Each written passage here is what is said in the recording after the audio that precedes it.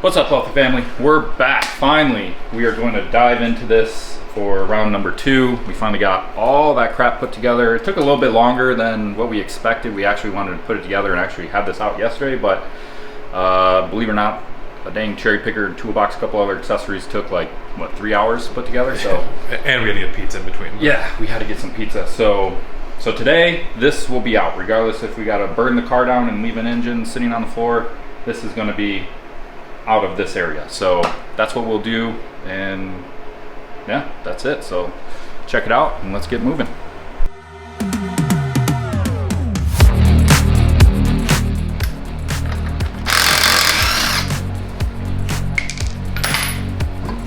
Volt thing does work, man. Yeah, look at those fancy red brakes. They haven't there's new brakes in the trunk of this, so we'll replace all this stuff. Are there front rotors too, isn't there? There's rotors and I think pads. I mean, pads are like $30. There's at least used ones back there, we know. So you can see the look tires at are on these guys. brand spanking new BlizzX. So what do you think we got in tires alone? Probably close to $500 for tires, and then what size are these? 16s probably. Yeah, they're probably $600-700. These got new pads and rotors on it. That's right. These are the back. So these look pretty new. But they said the e-brake doesn't work, so yep. I don't know who would do a freaking brake job and not replace the shoes and get whatever, unless these are seized. But it looks like the rubber bushing is missing there. But overall, like I said, underneath this car is not too rusty at all. It's just a little bit of surface rust. All right, so we got the car all jacked up. We had a nice little shipping blanket down there. We're gonna be laying on the ground. Unfortunately, we don't have a fancy lift yet. So Noah, he's gonna start on the last really thing up top is this power steering pump. Instead of removing the lines from the rack or disconnecting at the top of the power steering, we can actually just undo the power steering pump bracket, and then we can lay the whole power steering unit over to the side without even having to interrupt or disconnect any of these lines. So he'll work on that up top. Like I said, I think there's just a couple more bell housing bolts down there, a couple exhausts, engine mount bolts, and then really this thing hopefully will just slide right on out. So let's get to it.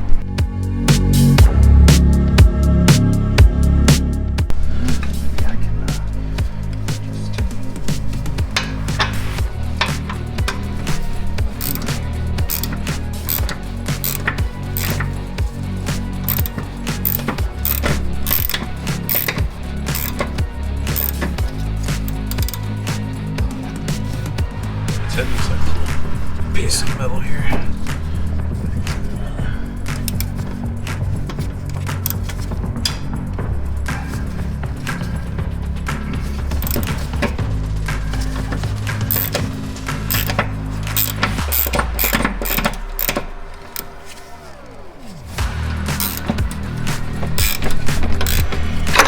Hey.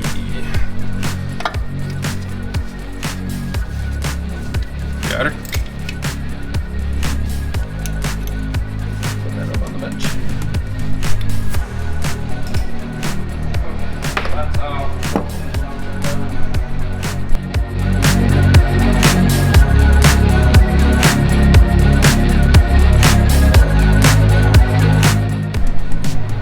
Guys, here we go. You'll see on the time lapse as well, but we got it separated from the bell housing, correct? Yep.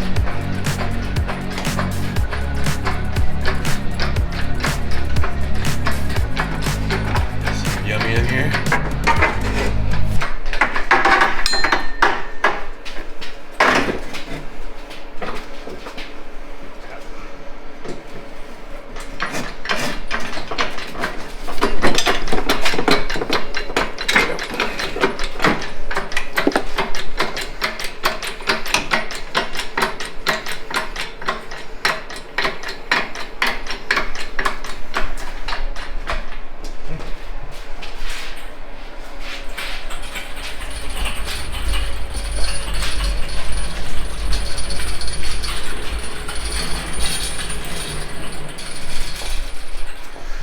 Slowly let it down.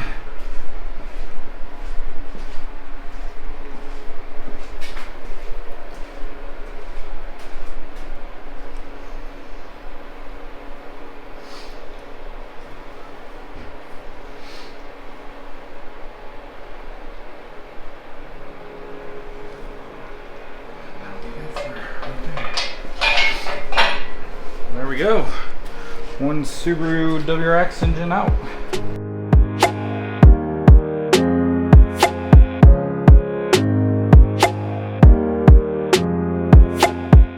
Alright, so we got the engine out. Now we're gonna work on getting it on the engine stand. In order to do that, we need to remove the clutch setup. So we'll remove the pressure plate, flywheel. We'll get the exhaust manifold off as well with the turbo setup here quickly. Get it mounted on the engine stand, and then from there we'll remove the intake manifold, the various accessories, and then we're pretty much down to a long block.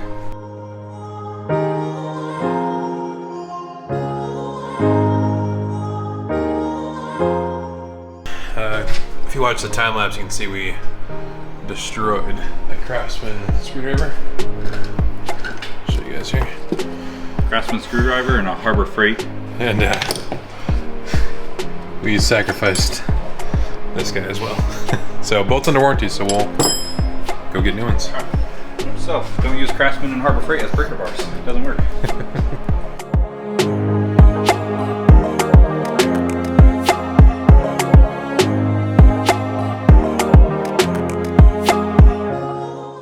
So we got, further in here, we got a snapped bolt here.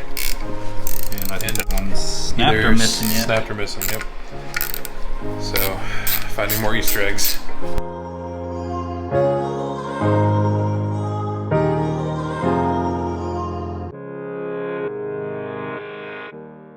So, just starting to pull the front timing cover off. Here's your snap timing belt, which looks more like a, I don't even know, burnt timing belt, but I was, checking some of the play, and I noticed, I was like, huh, it's making some noise. And bam, look at that. It's not even tight. So if that timing belt was not gonna snap, it was a matter of time till this loosened up enough. And then this guy came off and jumped here and did that. So it's had some issues. So they also put these bolts on like 500 million foot-pounds. This one's stripped out in there. We're struggling getting this front harmonic balancer bolt out. So I've been wanting a fancy new impact. So I'm gonna go buy a new impact to get that guy off. And then we'll pull this off, drain the oil, flip it, do the exhaust, and then we pull the cylinder heads. So moving right along.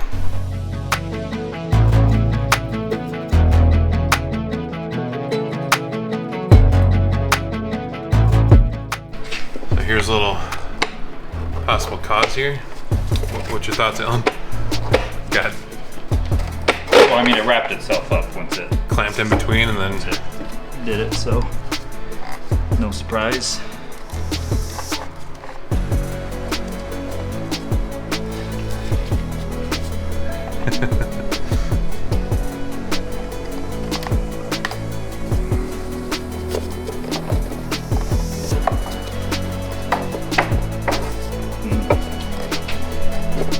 How do you like your timing belts?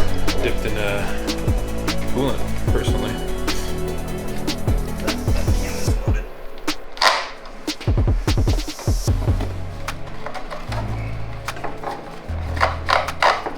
There we go.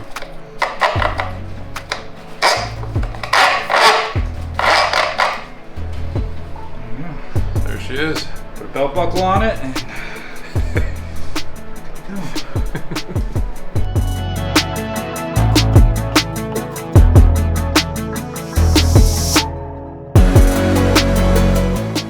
And now the main thing.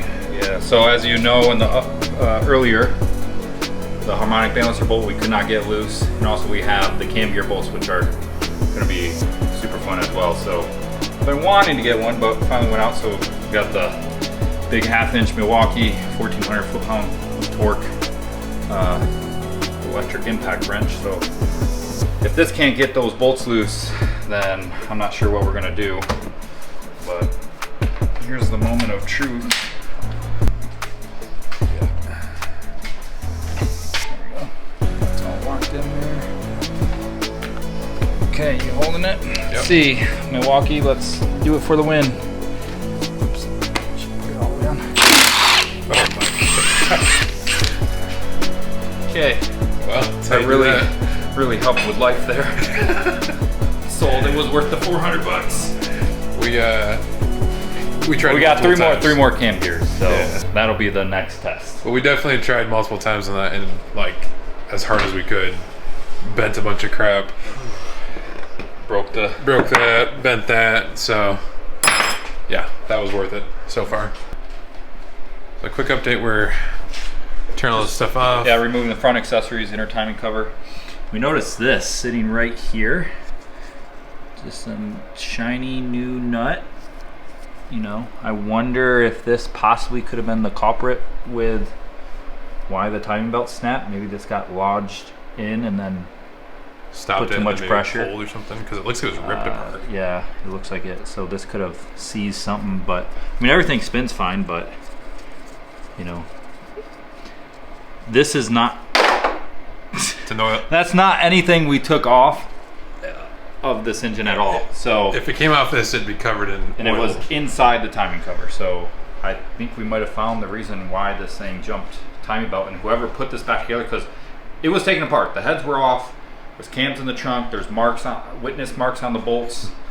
There's broken studs here and there in bolts. So somebody was in this. And we keep finding that all these covers, these ones, right?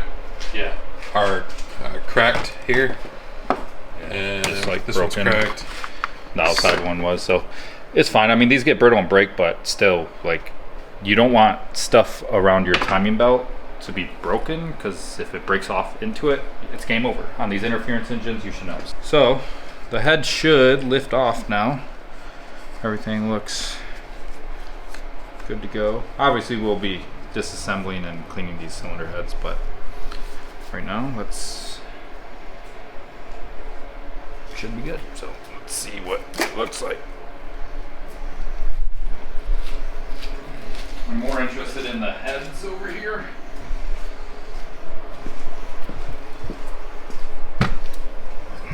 So as you can see, this is where the pistons hit the valves, and see how there's no cams in these, so the valves should be closed like this, and actually you can see the gap behind here. So the pistons hit there. So all these exhaust valves, they also hit here. So we'll probably, you know, not chance it, just replace all the valves in the head, do a, you know, resurface the deck, do a seat and valve job, and you know, call it a day. Also look at this, look at that exhaust leak it had. Holy moly, it should not be all sooty like that. So, but this is good. This is, you know, a good sign. This is what I want to see. You know, I was afraid with, you know, the pistons being damaged. Let me get my light, because actually you know, this car, supposedly the customer said the car popped at like higher mileage or getting on the highway. So, you know, these pistons are fine. You know, there's a little bit of soot on them, which is fine, but little witness marks right there. But these are good. These pistons are good to go. There's no issues that I see, and we can right now probably just do the head job. Now we got the other one still, so let's cross our fingers that the other one's still good. If it is, this will save us about $2,000, and we can put a couple $100 in those heads, and this thing will be purring like a kitten. So let's go ahead and get started on the other head. Okay. And we got head bolts. Just getting all our money out of this today. So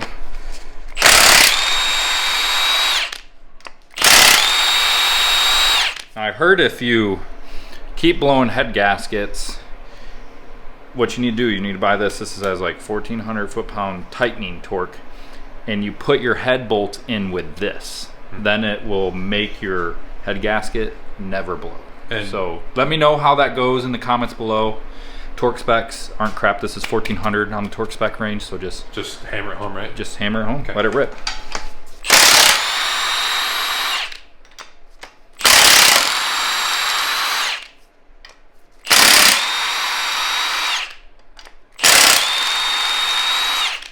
I mean, I personally think we'll just throw a set of ARPs in this. Some ARP 2000 studs. Not a big fan of OEM head bolts, but. And you told me last we build better. I don't think we got it on the. Oh, that one's nice and. On video, these are one times, right? Yeah, usually the OEM head bolts is one-time use. You don't, you know, once you torque them, they're what we call like a torque to yield. Yeah, this one's got some goop on it, so I don't know what's going on there. We'll have to look at it, but they're throwaway. You don't reuse head bolts, OEM head bolts on Supers. All right, so let's pull this head off. We got our fingers crossed. Let's hope we see the same thing that we seen in the last one, where it's just two little kisses. Okay, we're looking okay there. See if we just mash some exhaust valves again. Yee, look at that. Yikes. That is not from a timing belt snap. Now look at that. Usually, these are the exhaust valves. That's pretty white, so usually it indicates coolant being on the... What's the gasket look like? Coolant coming in. There's also, you know, but they did hit. They're bent. You know, these two are bent. I don't see witness marks on any of the intakes right now, but this thing was spitting. So that, and usually, if you this to me looks like it started to burn, honestly, because it's kind of, I don't know. We'll have to look at it further. I mean, that's a weird crack, but I don't know if it looks exactly like it melted. Maybe it does. We'll have to see. But if you're melting valves, your tune is wrong, and you're too lean, and usually stuff like that happens. So make sure you tune your car properly. So let me get my light. We'll take a look at the pistons a little bit closer.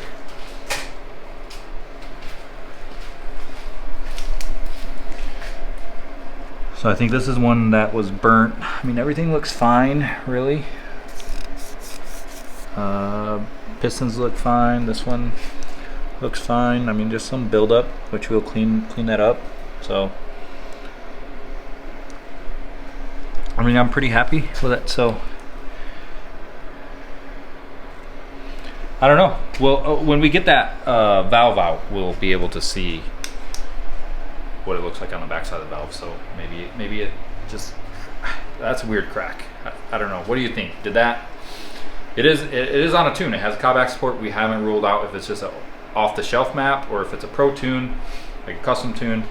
So, you know, if it was custom tuned, it could be too lean. There could be something wrong with the injector. We should probably check the injector as well. We got it all apart, but something's not happy in that cylinder. Let me know in the comments below. Do you think that valve is just cracked from hitting the pistons from timing belt snapped, or do you think that it got too lean and it looks melted to you? Here we are, finally wrapped up with this engine removal process. As you've seen in the video, we got it out of the car, took the cylinder heads off, disassembled the long block. Here's the short block. It's a filthy, very filthy animal, but we're gonna get that cleaned up. We're gonna get the head sent off to the machine shop, get them all redone, and get this thing ready to go back together. We got some parts ordered and on the way, and that's pretty much it. So I'm just gonna, for the time being, just bag this guy up, set it off to the side. We got a couple of warmer days coming here in Michigan, so we're gonna take advantage of that and get this long block cleaned up on the outside. Obviously we're not, not long block, short block. Get the short block cleaned up on the outside. We're not disassembling it. We're just gonna clean it up. Everything looks good inside. And then we're gonna degrease and power wash this whole under the hood nastiness going on. So we're gonna get this thing cleaned up, just looking solid here for the rebuild. So in our next video, you'll see us disassembling the cylinder heads, getting them off to the machine shop, getting them back, getting them assembled, and then start putting this guy back together. And then that's it, couple other odds and ends, and ship it on to the next one. So take care, be sure to like, subscribe, and comment below on what you think of the build process so far.